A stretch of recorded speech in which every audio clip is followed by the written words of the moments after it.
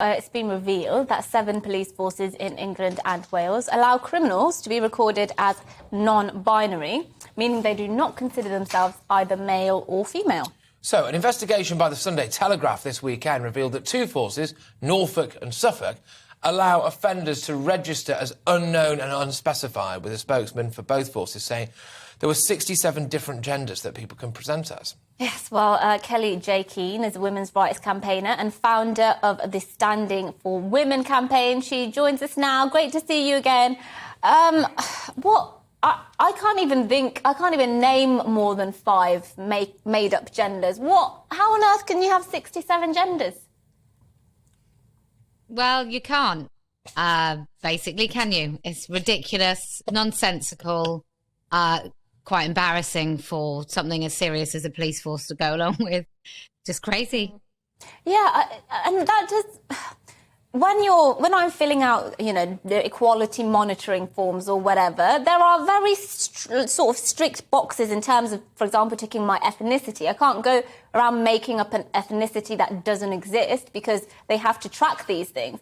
So why are we allowing people to make up genders that are literally just made up out of the blue? Well, that's the million-dollar question, isn't it? Why are we doing it? I think there are threads of power and money woven right the way through this particular movement. And if you can go into a police force and you can have some just crazy diversity training that doesn't actually include people with disabilities and how they might work in the police force.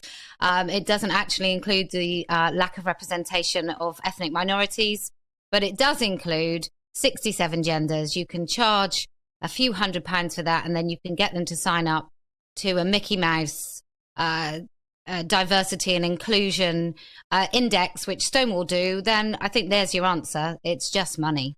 But what prison does a non-binary, two-spirit Labrador go to? Well, I think it's the rainbow unicorn of prisons, probably. Okay, no sorry, idea. yes, silly me. Sorry, no, now I look like a mug, don't I, on national television? Goodness gracious me. No, but, I mean, there are very real risks with this. I mean, just yesterday I saw a report about a man who's a woman, who's been done for having sex with a woman in a prison whilst they were getting smashed off illegal booze that they made in prison. I mean, what on earth is going on? Well, I don't know, but who knew if you put a man in a woman's prison that he might actually then take advantage of women or take advantage of the opportunity to access women's bodies? Like what? I mean, half of the men that call themselves women in prison are on the sex offenders register. So they certainly shouldn't be in women's prisons. But, we have men's and women's prisons. We understand that men are more likely to commit violence, that men are more likely to commit sexual crimes. And so the erosion of these sort of very safe boundaries in which we record crimes can only hurt women. That's the only thing it can do. No, exactly. And do you think that what this is now is a ridiculous fear of people who do not want to be seen as being transphobic? So I think sometimes we see situations take place where things like honour killings, for example, are not investigated, maybe always in the way that they could be, but they could because of things like a fear of being called racist or inflaming racial tensions, grooming gangs, of course, we know all about them. Is this a similar issue here, where we're kind of allowing people to identify as this, put them in situations that could be dangerous to women, etc., because people don't want to be seen to be transphobic? Well, absolutely. And misogyny's never really been out of fashion, has it? So it's absolutely fine to hate women. It's fine to obliterate the safeguarding of children. So we're okay to hate women and children. But for goodness sake, let's not start hating men who call themselves women. Let's not start naming those men as men because we don't want to be accused of transphobic. I'm just really deeply shocked. More and more year on year, how people are happy to be labelled misogynist. Yeah, and what do you think this kind of, I mean, we're talking about the police here, but, make no mistake, this is going on all over the place at the moment in terms of allowing people to identify as a whole host of genders.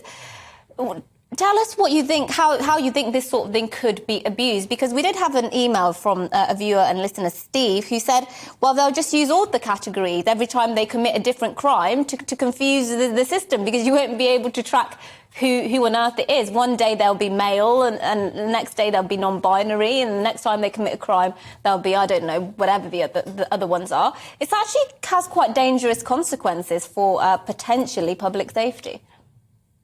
Absolutely. Look, if I'm a violent sex offender and I want to continue to access women, then I'm going to say that I'm a woman and hope for a women's prison. If, the police say to us, you don't want your house burgled, shut the windows. And yet they are opening this sort of opportunity for predatory men to access all kinds of spaces. We know from criminals, right? We know from research, we know from just basic common sense that if you are a criminal, you will find any which way to commit crime.